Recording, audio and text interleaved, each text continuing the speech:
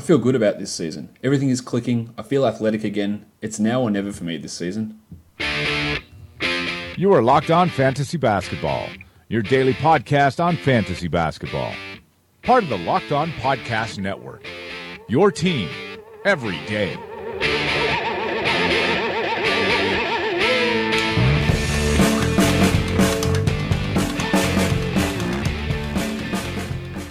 Hello and welcome to the Locked On Fantasy Basketball podcast brought to you by Basketball Monster. My name is Josh Lloyd and I am the lead fantasy analyst at basketballmonster.com, and you can find me on Twitter as always at redrock_bball. We're back to do another of the season preview podcast. Today we're looking at the San Antonio Spurs, a team that's going to look quite a bit different than what we've seen over the past couple of seasons. And to talk about everything regarding the San Antonio Spurs, I am joined by the host of the Locked On Spurs podcast, and that is Jeff Garcia. Jeff, welcome back to the show for what I believe is the third season in a row.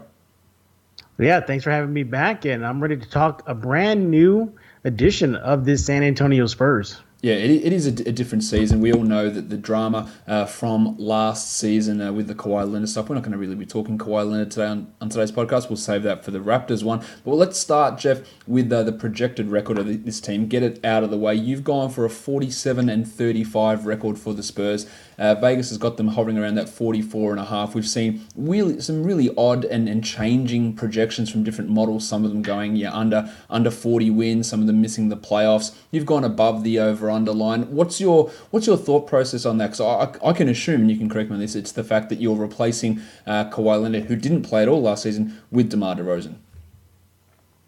Yeah, exactly that, Josh. And also, too, not to mention the loss of Danny Green and an underrated loss that really hasn't been talked about, Kyle Anderson. Yeah, that's massive. You put all that together, and the Spurs lost a heap of defense, a player who could do a little bit of everything, who saw a spike in his stats across the board. And, of course, I'm talking about Kyle Anderson. Yeah, I've seen the projections for the Spurs records, like you mentioned, hovering around 47 wins. I actually got them around 50. I think they'll hit the 50 mark simply because any team led by Popovich, and if Manu Ginobili does, in fact, return or not, but if he does, for argument's sake, you put those two guys together on the court and, that's just a heap of Spurs knowledge, a heap of playoff championship pedigree with those two. And not to mention as well, you got a DeMar DeRozan who admittedly is coming in with a major chip on his shoulder after the trade from Toronto to San Antonio. You couple that with LaMarcus Aldridge in the paint, looking like LaMarcus Aldridge of old last season, the rise of Dejounte Murray, and hopefully his direction will point upwards and not downwards into his third season. And an underrated pickup over the offseason, and a guy who might get the nod more so this season. I'm talking about Derek White and the addition of Marco Belinelli to shore up that bench for San Antonio. But all in all, yeah, I've seen the projections. They got them high 40s. I got them at 50. I think the Spurs are going to make that playoffs once again and continue their streak of playoff appearances. Now, the Locked On Podcast Networks are undergoing some changes at the moment, and especially over on the NFL side of things. Locked On NFL is becoming the Locked On NFL of experts. Matt Williamson, who you may remember from his time at ESPN, hosts Locked On NFL, and he now has a brand new lineup. Every Monday, it'll be the Locked On Network's local experts, just like I do on Locked On NBA on Mondays, covering the biggest stories. And then Mike Renner from Pro Football Focus joins every Wednesday, and ESPN's amazing Mike Sando will join on Thursday. So make sure you're following Locked On NFL on Apple Podcasts, Google Podcasts, Spotify, Stitcher. You know where to get podcasts to get all of that amazing content.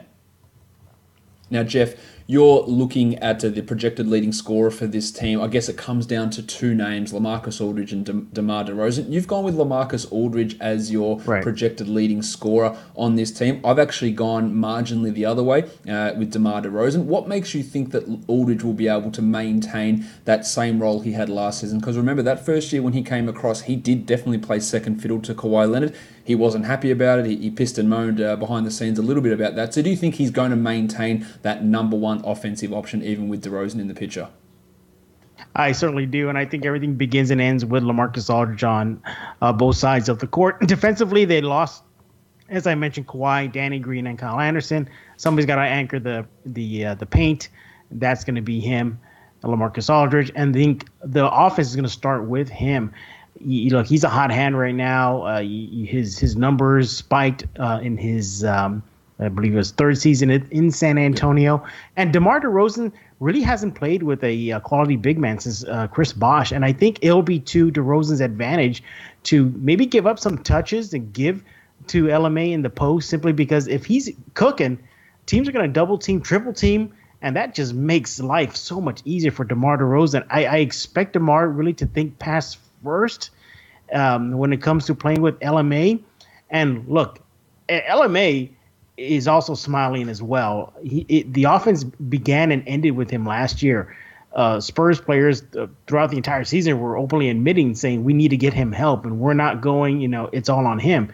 Now LaMarcus Aldridge doesn't have that problem anymore. He has a proven 20-plus point scorer a night with DeRozan. I just expect, knowing Popovich, his mentality, how he works, how he values guys who've been there, done that with him. LMA, and that's his guy. They gave him an extension last season. So, he is the franchise player right now, and I think it'll start and end with him. Let's go this way with Aldridge. He's 33. He's just turned 33. He averaged 23 and 8.5 last season. Do you think that he will match the 23 points that he scored per game last season? No, I think that'll dip a bit. I see it hovering maybe around 20. Yep. I think it'll hit around there. Yeah. Yeah, and around 20. He was a guy that was a top 30 fantasy guy last season, so I think he was 26th, in fact. I think you'll be hard-pressed to see him repeat that level. I see him dropping down maybe 10 to 15 spots in that ranking level. Still going to be really strong. We know he's an excellent free throw shooter. He's got high field goal percentage. A little bit of blocks. It's not huge blocks, but he can still block some shots. The threes are pretty much non-existent from him at this point in his career, after a slight surge in those during his time in Portland that sort of disappeared in San Antonio. But he's still going to score. Just don't expect... He had a usage of over 29% last season. I don't think we can expect that to remain the same with DeRozan in town now either, do we, Jeff? No, not at all. DeRozan will also get some of those usage percentages up for him as well in San Antonio. And let's not forget, too, the Spurs are high on Dejounte Murray, and they really believe that he is their future at that point guard spot. Tony Parker even admitted it before he left and signed on with the Hornets, saying that it was his idea that it's time for the kid to shine. So, and I think the Spurs are going to try to see a lot of the offense go through him at times at that point guard spot. So you're going to see a lot of spreading of the ball between those three players, in my opinion, heading into next season. You couple that, and hey, this is a good problem for the Spurs to have. And it's two established all-stars and an up-and-coming young kid who the Spurs are high on. Yeah, I think all three players will be okay letting each other share the load from time to time. That was a beautiful segue, whether it was intended or not, Jeff. Let's talk about Dejounte Murray, who you labelled as your breakout player for this team. I think that's pretty much common sense. A guy who saw his first real extended role, started the season, was benched for Patty Mills with Tony Parker out, but then later on took that starting role back. He is a different point guard to lots of guys. He's not a high assist guy, but what he is an elite steals type player, one of the best rebounding point guards in the entire NBA, one of the best defensive point guards in the NBA. Can't shoot at all, doesn't really distribute the ball, but gets rebounds, gets steals, gets blocks, and has a decently high field goal percentage for a guy who can't actually really shoot at this point. Yeah, the three-pointers are an issue. He doesn't really take them. He doesn't hit them. 27% last season, a usage of just a tick under 20. But he only played 21 and a half minutes per game last year and was the 177th ranked guy. I think we're expecting those minutes to shoot right up. But do you think, Jeffy, he is going to be a 32-minute-a-game guy or a 27-minute-a-game guy? You've already mentioned the name Derek White. There's Patty Mills there as well, who are both point guards as well. What are we looking at for Murray? Is it going to be still just easing him in at the 27-28, which is what he saw over the last 2 months of last season? Or is it just all systems go and it's bang, 32-33, Murray's running the whole show? I think you're absolutely right. I think it's just all hands on deck, and it's Murray running the show. The Spurs are going to unleash him. I think not for them to say, Tony Parker, we agree, he is the future. And for Parker himself to say, look, my time is done here. I got to find something better, a bigger payday, more playing time. The fact that he's saying, I think that Parker is saying I can still play more minutes on the court just speaks to the upside that Murray has, and he was going to take those minutes from Parker. So I think it's pedal to the metal next season with Murray, and I do expect him to hover around 28, 32 minutes per game next season.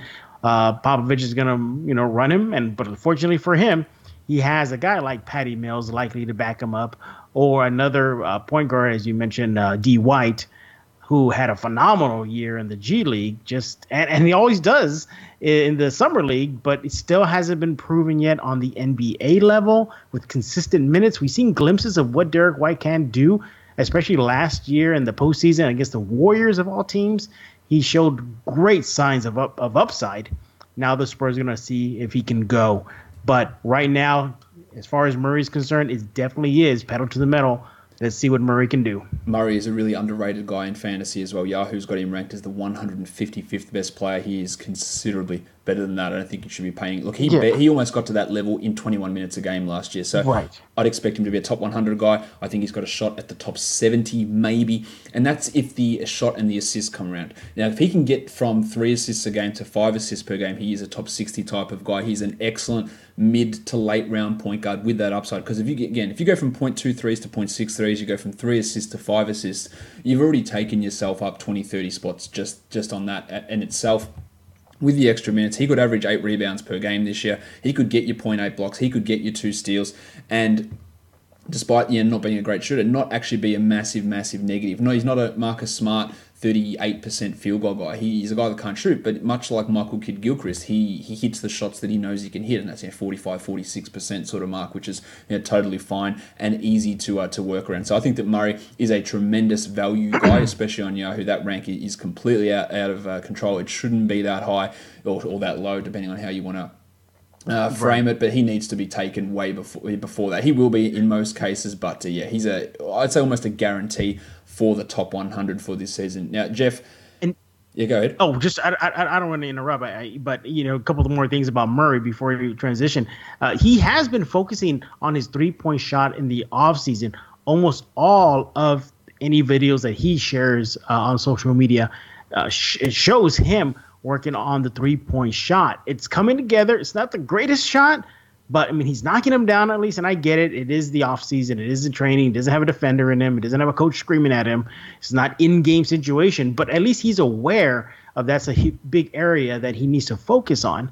And 2, I really think he might get a positive, if you will, effect from having a guy like DeRozan on his side on the court. I think that might help his game develop as well. Yeah, I agree. I think that DeRozan thing will actually help him quite a bit. I think he can get his 3-point percentage up over 30%, only marginally, but I think he can get it up over 30% this season, and he is going to be a real value guy for this coming season. The two-way contract situation as it currently stands on this team, Jeff, they don't have anyone signed to any of these two-way deals, but there are a couple of options. Chimezie Metu hasn't signed for the team, their second-round draft choice from 2018, Jerome Blossomgame, who played for Austin last year and was their second-round pick in 2017. He's another option there. Has there been any whispers of guys they're looking to bring into camp or maybe sign to these two-way deals? No, there hasn't been any whispers whatsoever at all. Because the Spurs keep things close to the chest. They don't really let a lot of stuff out. And so, it's one of the things you just have to wait as training camp inches closer. Now, in my opinion, and the pulse of the Spurs fans that is they want to see Blossomgame get one of the two-way contracts. And the Spurs have a bevy of guards. You can't forget about Lonnie Walker as well, the rookie. But when it comes to size, I think that's the Spurs' biggest need right now, outside of LaMarcus Aldridge and Pau Gasol.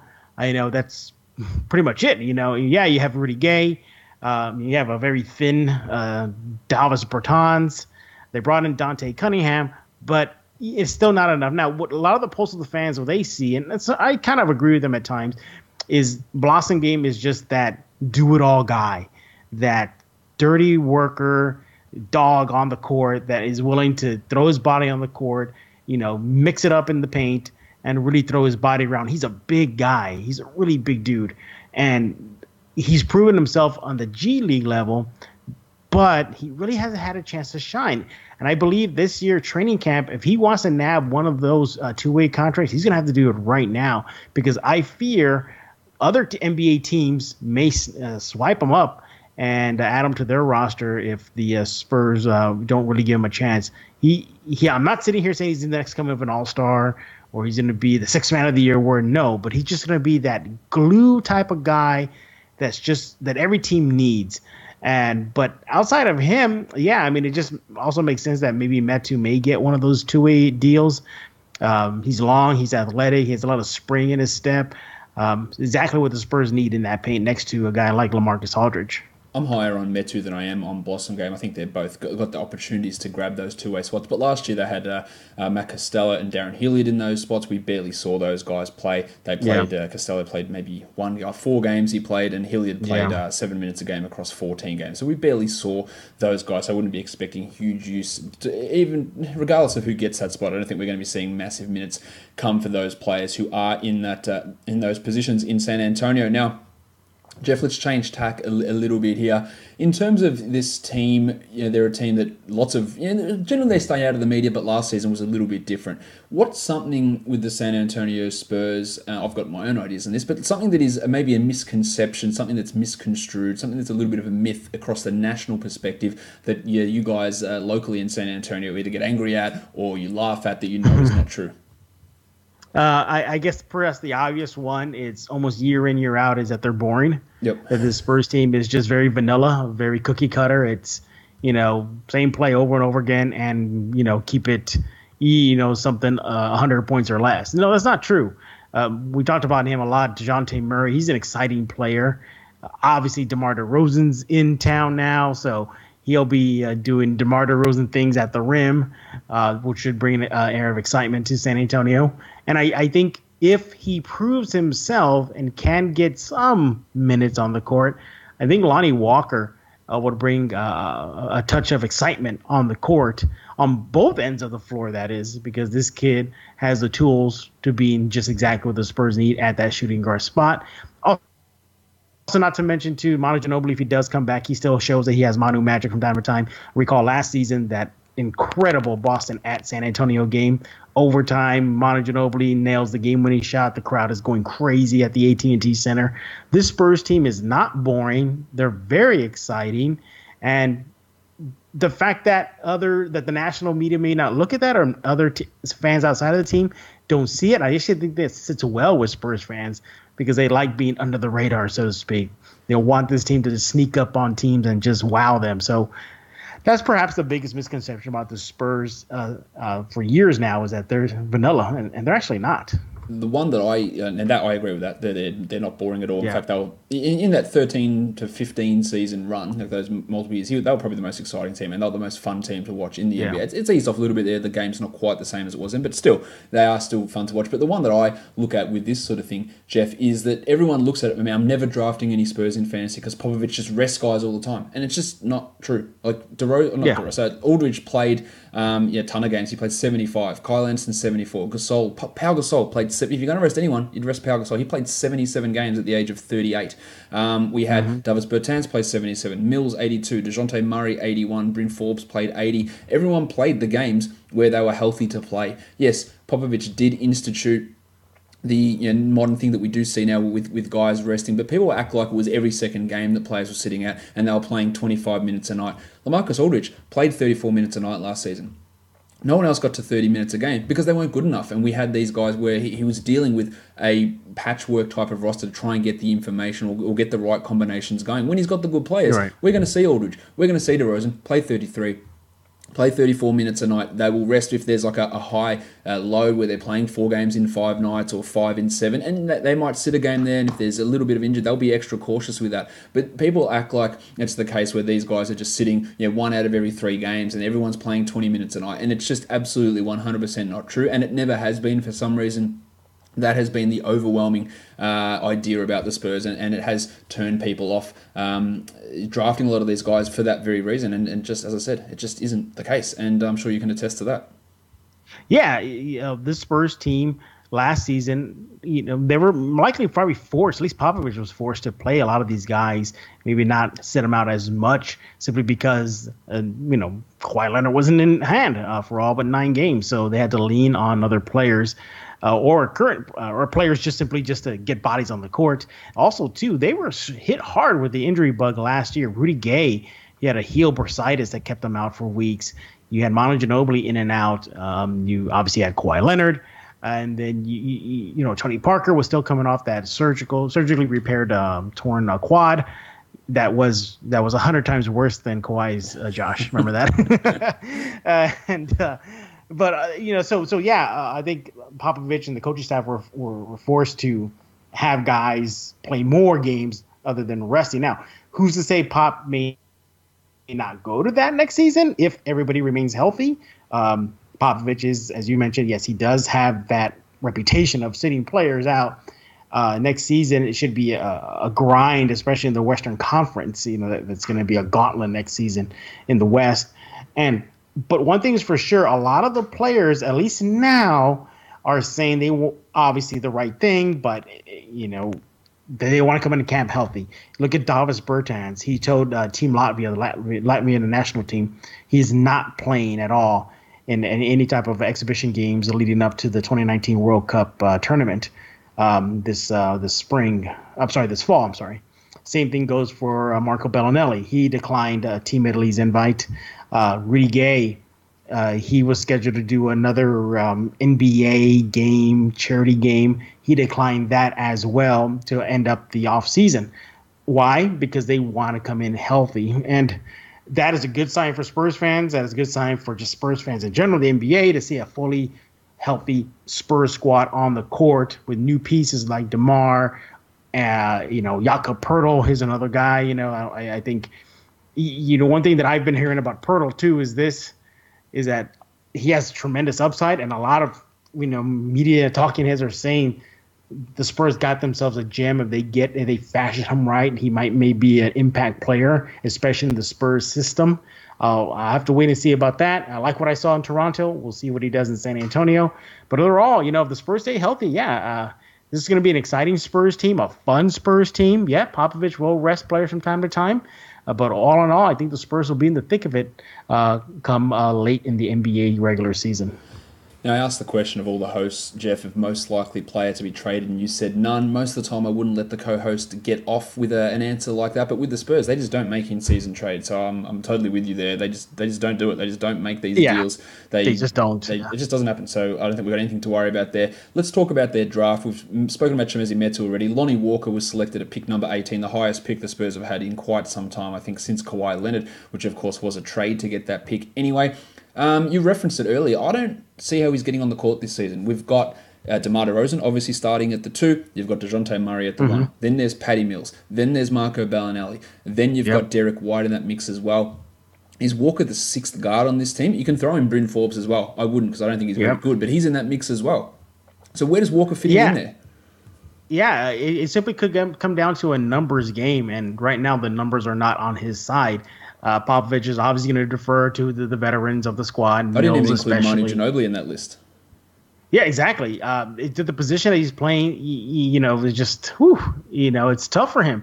Look, he's eager. He's hungry. I spoke with him after he got selected by San Antonio in Brooklyn this past draft. He told me the right words, the buzzwords. I'll do whatever it takes. I'll do what Popovich wants me to do, et cetera, et cetera. And that's great, but much like Derek White last season, Popovich told him he's going to get to know the end of the bench really well. Now, there is that one slot open left, that one roster spot. I mean, could Walker get it? Yeah. He could just be buried on that bench, learning, observing, and taking trips up and down to Austin and San Antonio. But right now, it's not looking good for him right now, not because of his talent, not because he is a work in progress or anything like that. He has all the right tools.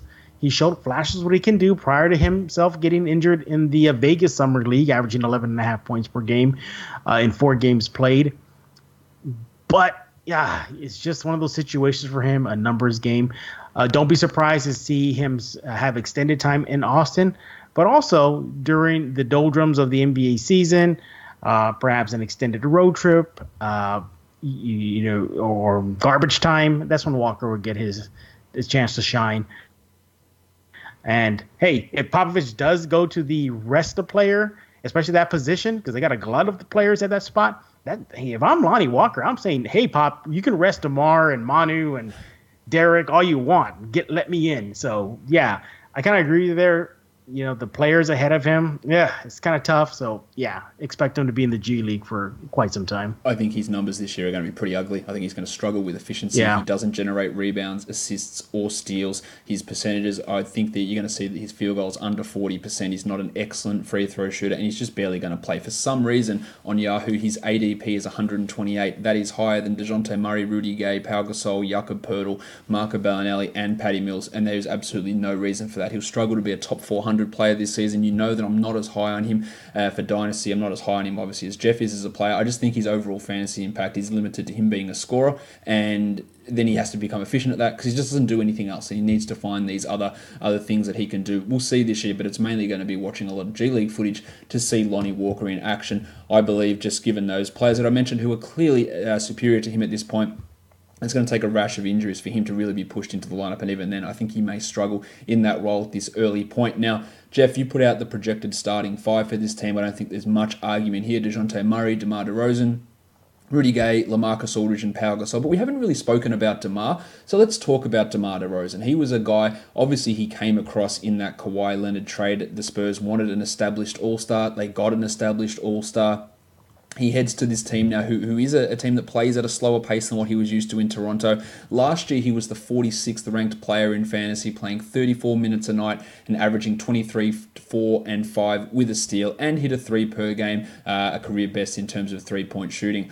I think that he's not going to be able to live up to that level of production this season. I think he sees a little bit of a dip in usage this year. The slower pace that San Antonio plays will also have an impact on him. And I think if for some reason Yahoo and ESPN have him ranked significantly higher than what his actual return was last year. ESPN's got him at 32 and Yahoo's got him at 35. So they're expecting him to get better than last season. I expect him to actually be a little bit worse in terms of production from last season. What do you see with him? I see the exact same thing as you do. I see a dip in his numbers. I also see maybe his chances of being an all-star maybe coming to a halt. I'd say so. Yeah, I mean, with guys like Harden and Westbrook, Donovan Mitchell, et cetera, all in the West, he's going to have himself one heck of a season, at least half of a season, if he's going to get any type of all-star nod. Yeah, I mean, but I think it's a situation where he'd be glad to go have. It's not like he's going to the Kings. It's not like he's going to the Mavs. It's not like he's going to some cellar dweller team. He's going to a championship pedigree team. And look, he's really had a taste of what it is to be with Coach Pop out in Vegas at the Team USA minicamp.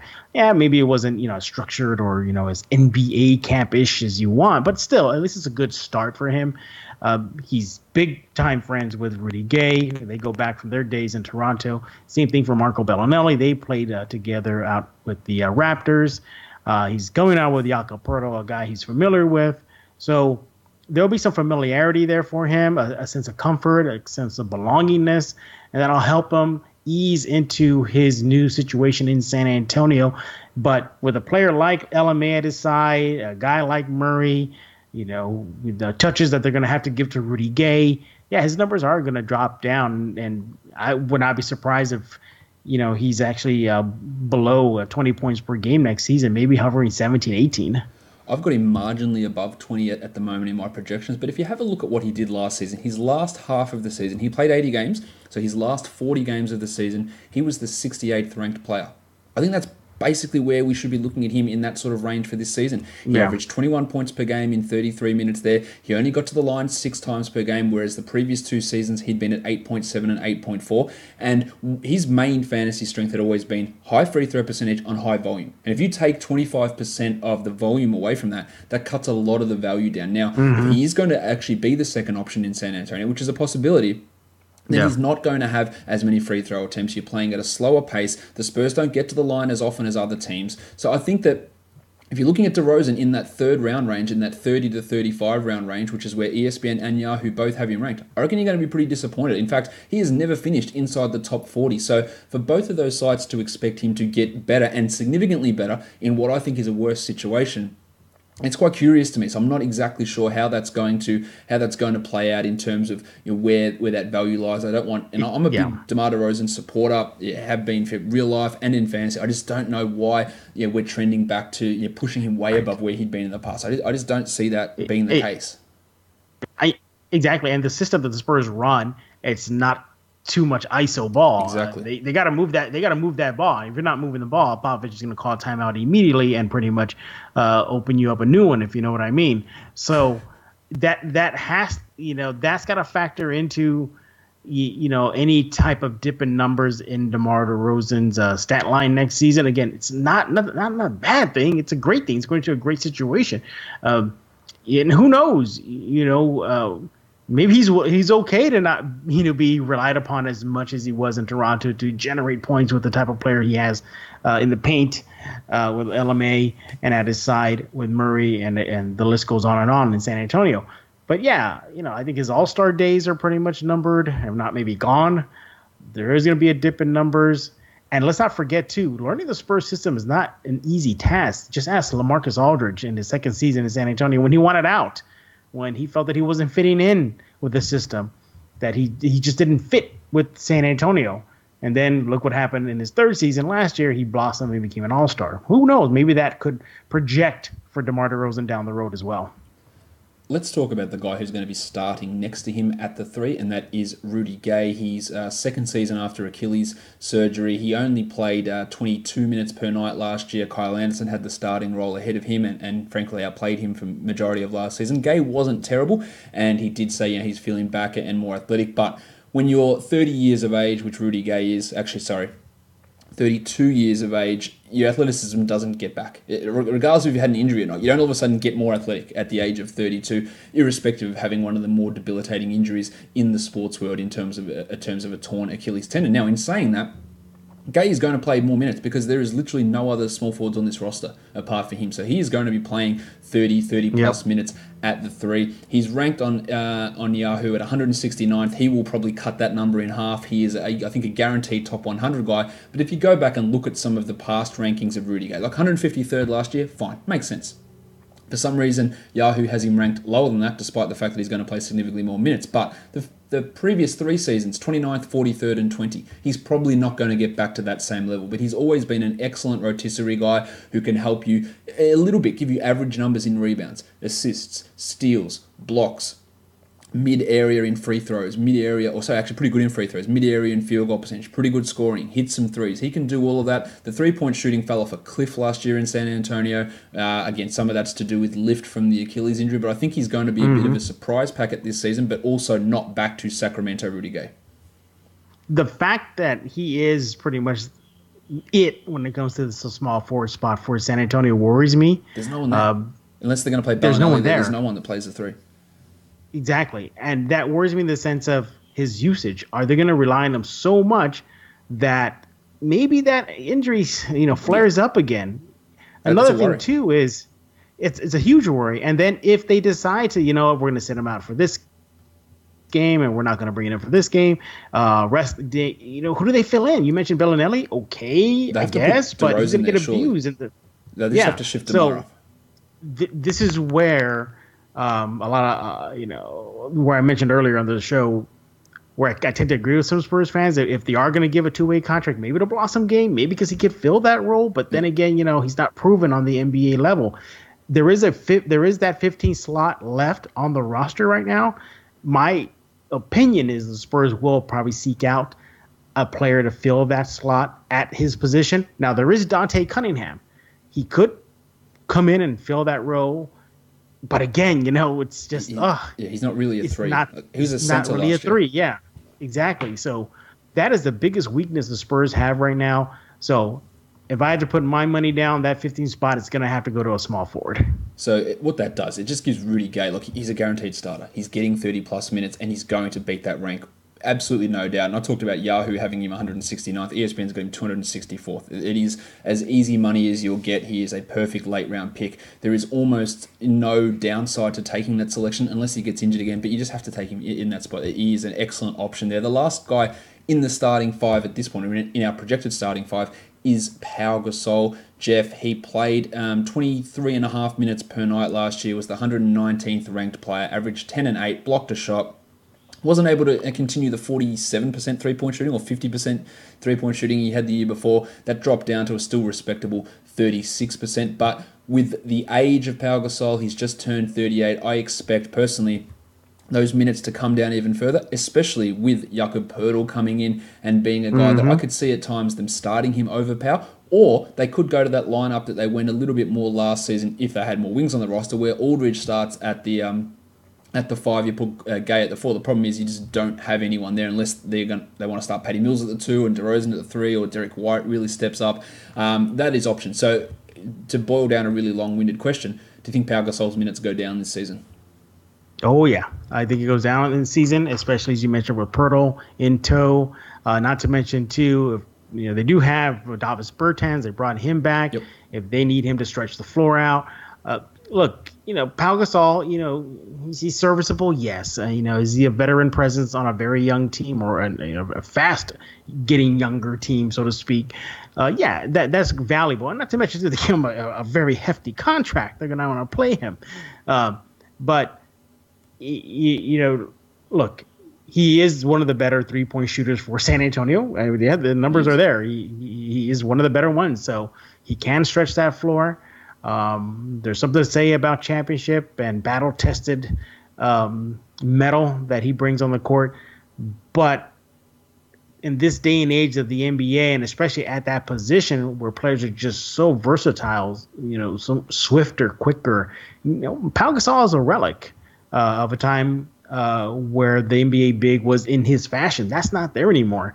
So expect his numbers to be decent. I mean, nothing bad. And his minutes on the court will probably plummet a bit for the likes of a younger team. Look, the Popovich and the Spurs, the coach, they're signaling to everybody. They're going younger, and they got themselves 2 young kids on the roster right now, Bertans and Poeltl. Expect them to go that direction with Pau Gasol playing some minutes from time to time. What do you think the chances are of Poeltl, much like Dejounte Murray last season supplanting Tony Parker, what do you think the chances are of Poeltl at some point being installed as the full-time starter this season?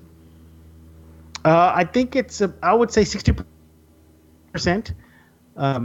Simply because I can see Popovich resting Pau Gasol quite a bit next season. Having a day off here, especially in that brutal, road trip. Poeltl, again, he's a big kid. He has a lot of upside. He has a motor on him. He's younger at that position. Pau Gasol isn't that.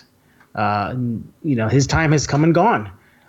I can see it much in the same vein of the way Parker gave way to Murray. I can see Pau Gasol getting the start to begin the season, and maybe the early months into the regular season, a change come around, and Pau Gasol graciously bows to Poeltl to get him time on the court to develop and become a quality big the Spurs need. So it could play out that way, Josh. That's how I think it's going to play out. I think we're going to see a stage later in the season where Poeltl's getting 24 minutes a night. Look, even last season in Toronto when he was getting 20 minutes a night, he had fantasy value because he'd come in, he'd shoot 66%, he'd get 2 blocks per night, 1.5 blocks, he'd get steals, and he'd get rebounds. And if your league includes offensive rebounds, he's one of the best offensive rebounders in the entire game. I believe he had 10 offensive rebounds in one game against the Warriors earlier in the season. He can do all of that. Blocks, field goal percentage, okay steals, strong rebounding numbers, and he heads into his 3rd season, another year when plenty of players take a step forward. He's got that opportunity, much like I spoke about Wendell Carter in the Bulls preview, a guy that is going to have probably lower minutes earlier in the season and push up a little bit higher later in the year. I think he's a good value play. His ESPN rank is 222, the old Richie Beno. So he could really jump up and be a top 150 guy, and I wouldn't have any issue taking him with the last pick. And let's see what happens. We don't know at this point what the Spurs are going to do. We don't know how they're going to line up. We don't know what the minutes are going to be. We could see 20 minutes from Pau Gasol from day one, and Poeltl's getting 23 off the bench. That could easily be the way that they run things. There's Joffrey Laverne's gone. There is no other backup center unless they're going to be doing Aldridge or Bertans there. But as we've talked about, there's no other 3 to push up to play small ball really. So it is going to be a struggle in that area. So he's going to be in line for a solid every night rotation spot with a real chance to push forward. And I'm pretty excited to see exactly what he can do in this situation. So I think him and Rudy Gay are 2 of the biggest steal-type options. Dejounte Murray, also a great value fantasy guy. And I've already talked about DeMar DeRozan, me looking at him as being a bust-type guy with the expectation of him being a third-round player. I think he may struggle to get to that level. There are a couple of players we haven't touched on yet. Jeff, Manu, look, he's not going to be too much of an impact guy. We don't know if he's actually returning. But Paddy Mills, a player who started a ton of games last season, I wouldn't say he had the best season, but I would assume that his role is going to decrease this year as well. Yeah, and look, this all depends on whether or not he says he's good to go, which reportedly should come any minute this week. It could be happening right now, Josh, and we don't even know. That's Manu we're talking about here. Yeah, exactly. And Manu Ginobili, look, if he does come back, again, a numbers thing. DeMar DeRozan is obviously going to get the nod over him. We get that. Yep. He's been a sixth man all his career. So, yeah, okay, already put that on the shelf. Then there's Marco Belinelli, who, in my opinion, I thought he had a pretty quality season last year coming off the bench, especially for Philly and in the postseason for the 76ers. Then there's Derek White. They're obviously going to let him show that he can play at the level outside of... Can Derek White play at the 2? Yeah, he can. Yeah, I think he can. He's 6'6", isn't he? Yeah. He's 6'6". Yeah, he's a big guard. Yeah, he's definitely okay. Now that's not his preferred position. He's definitely a point guard, but he can play that spot. Then there's Bryn Forbes. I've talked to Bryn Forbes in past seasons. I think last year as well. And one thing he's always told me, he goes like, when I was in Austin, one thing they drilled into my head was I got to become more of a point guard. But he's naturally a 2 guard, and he's not a point guard. He's not a point guard, but the Spurs want him to become, at least according to him and what he's told me in my chats with him, that they want him to be that point guard. And he's not going to do that. And I think Popovich has just got to sometimes break out of that mold that he admits himself, mistakes that he's done trying to force players into being players or not. LaMarcus Aldridge, Manu Ginobili are the big ones that he openly admitted he kind of goofed up with in their development. So I think, again, you got Bryn Forbes there. You got White. You got DeMar. We kind of push aside Lonnie. We know he's likely not to get too much run. Then there's Manu. Look, Manu Ginobili, if he does come back, I predict might be his farewell season. Surely. I don't see him going beyond next season. He's under contract for next season, So, but I think he's going to honor that and then sail off into retirement. I see him getting limited minutes. I see his minutes dipping a bit. They don't have to rely on him so much as they did last year because of the Kawhi Leonard situation and him out of action for most part of the season. Basically, Manu was their second go-to guy on the offensive end, and that's just crazy. With Rudy Gay getting banged up and out for a significant amount of time, they had to rely on Manu Ginobili so much, and he brought it. He proved it. Kyrie Irving glowed about him. Patty Mills was just in awe. The old man still can play, but do you want Manu Ginobili to be giving you his blood, sweat, and tears, and him having to be the relied upon guy to bring you offense? No, you don't want to be in that situation for San Antonio. You want Manu Ginobili to come off the bench and provide stability, a calming presence, and the occasional Manu-esque games. But expect his numbers to go down. Expect his minutes to go down a bit. Again, much like Tony Parker saw his minutes go down in his final season in San Antonio. Last question for you here, Jeff, for guys, especially in dynasty-type formats. Who do you think is the better prospect, Derek White or Lonnie Walker?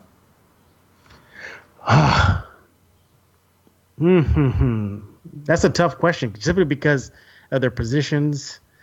Walker's position is more of a need across the NBA. There's no doubt about that. Yeah, wings. Not that he's a good defender, but wings. It's a more unique position. And we've seen at least what Derek can do on the G League level. We haven't seen anything what Lonnie can do. Yep. But as far as who's a better prospect, obviously I'm going to go with Derek White just because he's proven something, whether it be in Vegas at the Summer League, Utah Summer League, and G League, and then limited time on the court for San Antonio last year. Lonnie, I like Lonnie.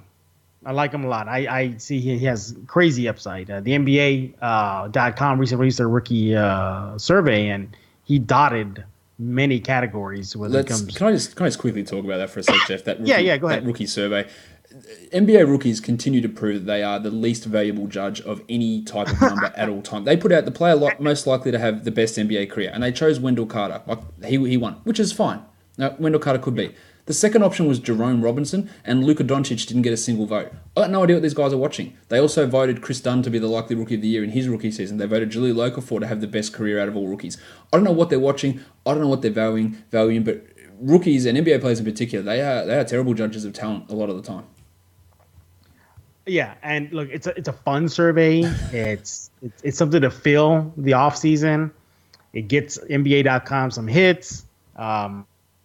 I'm a sucker for it. I love just seeing what the kids are doing nowadays or thinking nowadays. But nevertheless, you have Lonnie, who's again gonna have to really prove himself. And the buzz around the Barclays Center that night, in the media pit, as I like to call it. I don't know if you've ever been to an NBA draft, Josh? I haven't been to the draft yet. No. Oh, it's just think of a pit, like a mosh pit, okay, and that's where they put all the media in this big mosh pit full of tables in the base of the arena floor. But the buzz around there was simply, "Oh, Spurs got to steal, Spurs got to steal." But Josh, I've heard that time and time again, season after season. James Anderson was a big coup for the Spurs. What happened to him? Yeah, exactly. DeJuan Blair was the steal of the century for San Antonio, and he didn't really pan out. So I have to take a wait and see approach with Lonnie.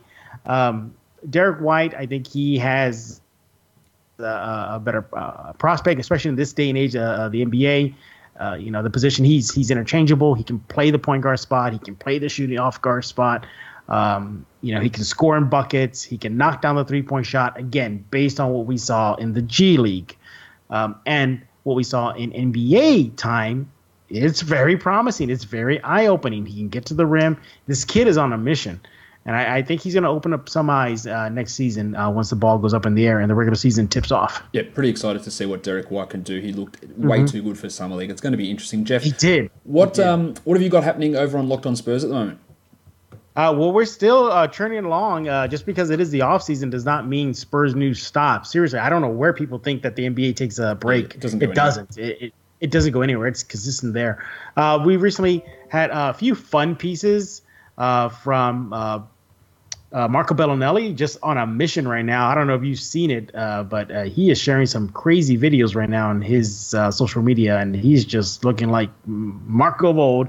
You got Dejounte Murray, as we mentioned, showing off his off-season workout. And believe it or not, Josh, I actually found photographic proof that Popovich does smile. He does. He does smile, and you can see that all over at the Spurs Zone at news4sanantonio.com. And, of course, as Josh mentioned, I am also his colleague over at the Locked On NBA Network, specifically the Locked On Spurs show. It's kind of quiet right now. Josh knows why. It is the offseason as far as topics to talk about. But, hey, we'll try to give you one or two throughout the week. So definitely go to Locked On Spurs. You can find us at LockedOnSpurs.com, iTunes, Stitcher, all that good stuff that Josh always tells you about. Or find his show. You can find it at the same spots, Locked On Spurs. You can follow me on Twitter at JeffGSpursZone. Go and follow Jeff there. And Jeff, that was a great segue. Let's go Apple Podcasts, Google Play, TuneIn, Stitcher, Spotify, and you can also find this show on YouTube. Go subscribe, give a 5-star rating, give a thumbs up, leave a comment. You can hit us both up and let us know your thoughts on our shows. Jeff, thank you once again for the third season in a row in coming on to Locked On Fantasy Basketball to preview the San Antonio Spurs. Thank you very much, Josh. I'll talk to you soon. Guys, we are done here. Thank you so much for listening, everyone. See ya.